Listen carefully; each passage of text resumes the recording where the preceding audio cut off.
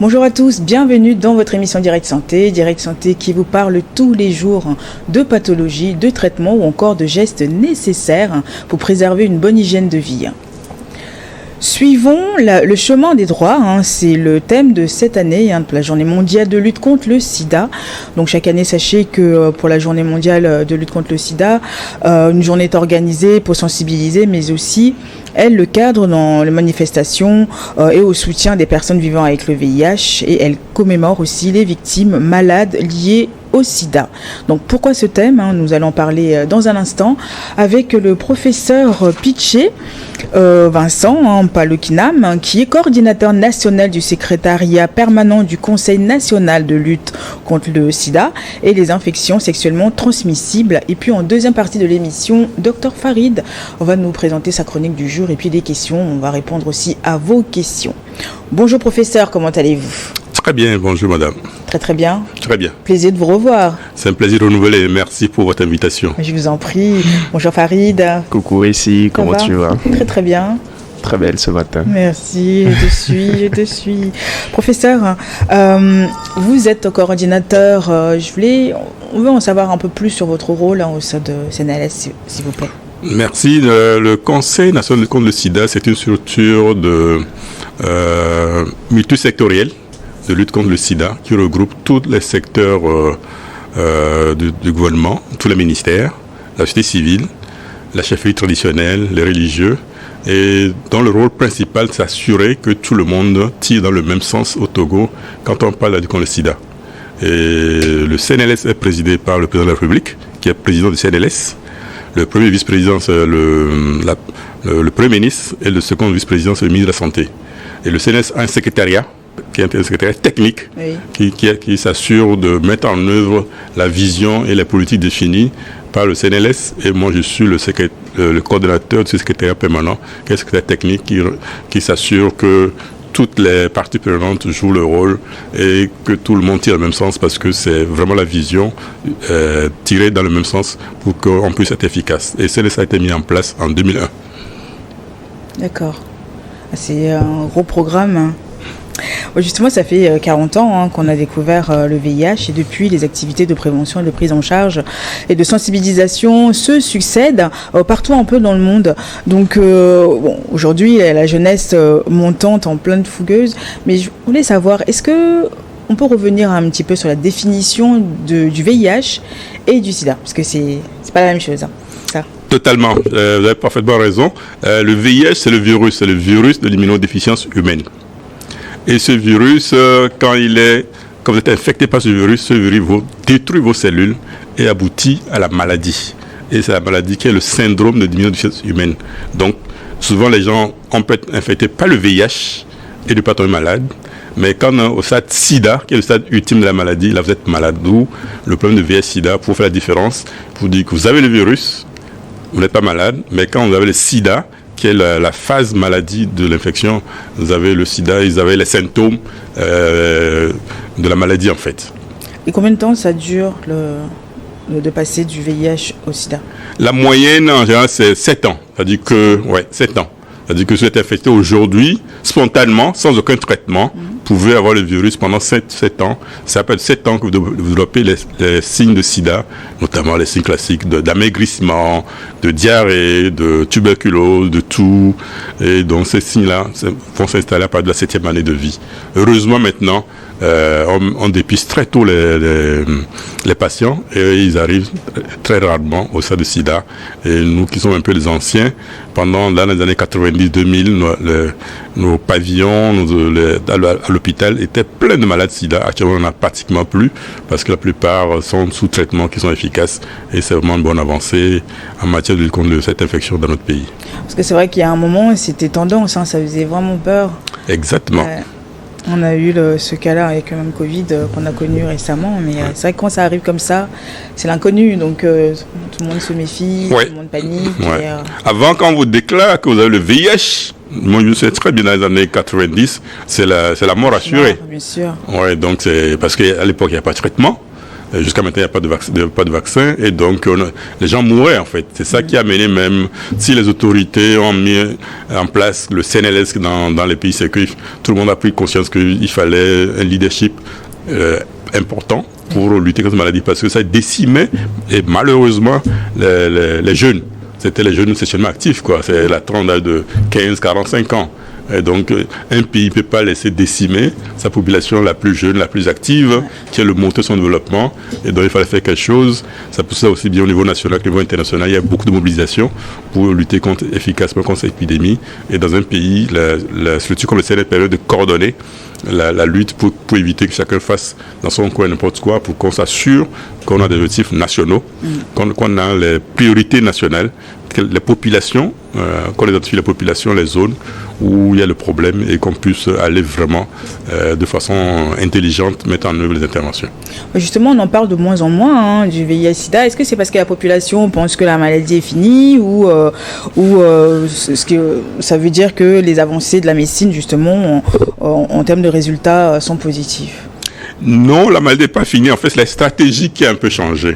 Je vous donne un exemple. C'est-à-dire qu'actuellement, on est en 2023, à la fin 2023, on n'a pas encore le 2024, à la fin 2023, on a au Togo à peu près 105 000 PVVH, personnes vivant avec le VIH, estimées.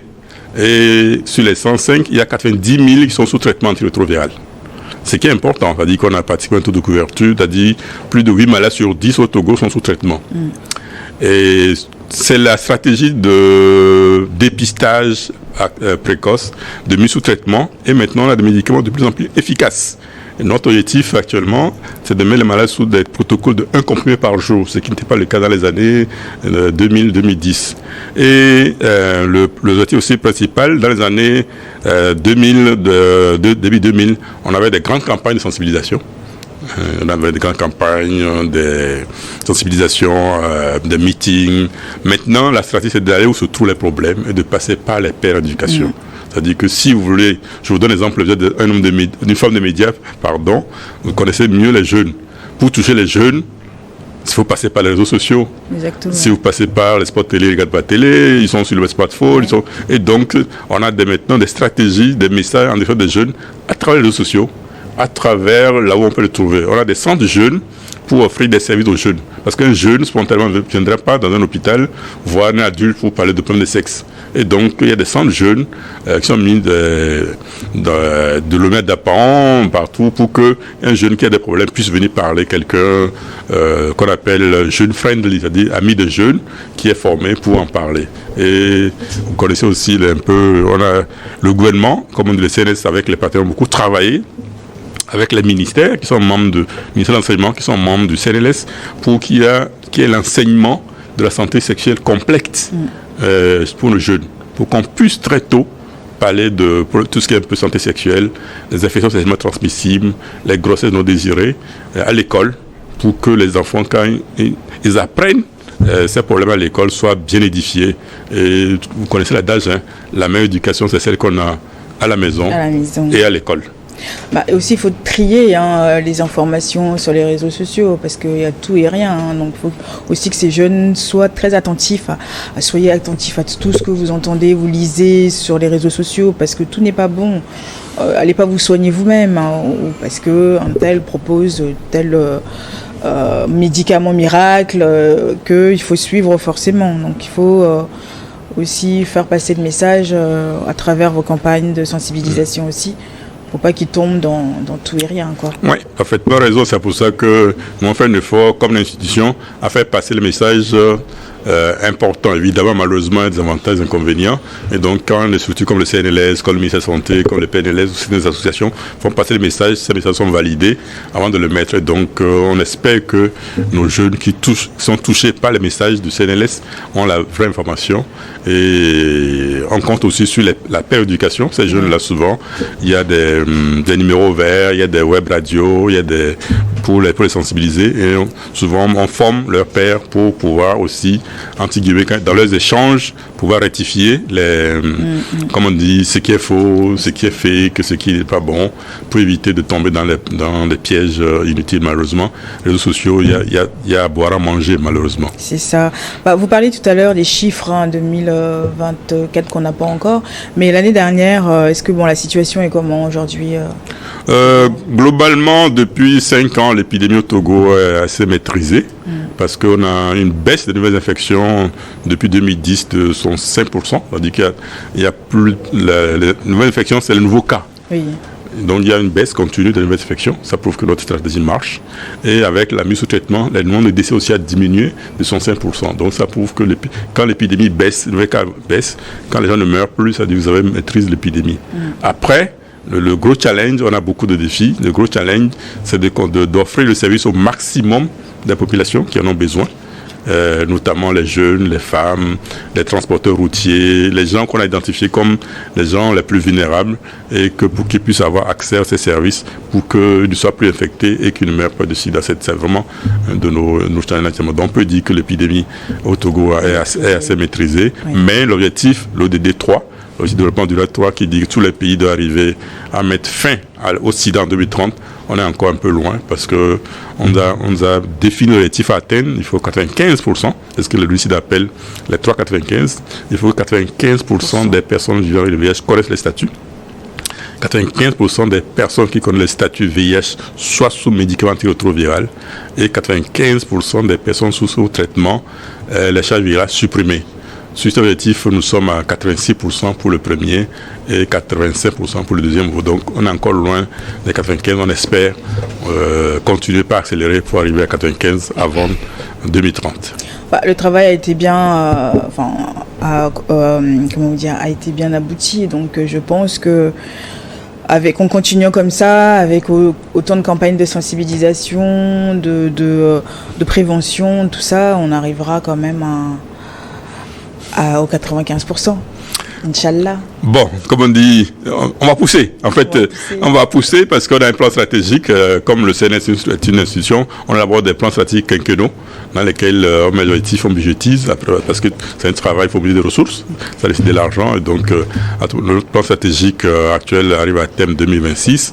On espère que d'ici 2026, on va tendre vers les 90 et que le prochain plan stratégique de 2030, on va continuer par pousser. C'est vrai qu'en général, moi je dis souvent aux acteurs de terrain avec qui on travaille que derrière les objectifs qu'on nous fixe, derrière le pourcentage, il y a les hommes et les femmes à qui on doit donner les services. C'est des Togolais, c'est nos frères et sœurs.